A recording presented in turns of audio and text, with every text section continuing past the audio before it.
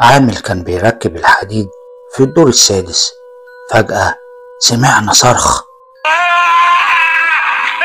جرينا بسرعة، لقيناه واقع على الأرض، جسمه كله متكسر، لكن الغريب إن الأرض مفيهاش نقطة دم، كأن دمه اتسحب منه وبعد كده اترمى.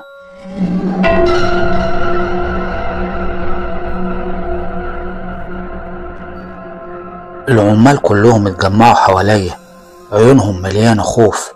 واحد منهم قال: يا باشمهندس، ده مش أول واحد، المبنى ده ملعون.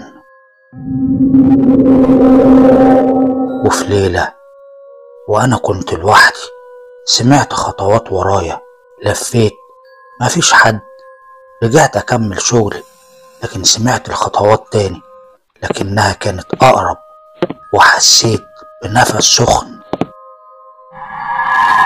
بصيت ورايا بسرعة، مفيش حد،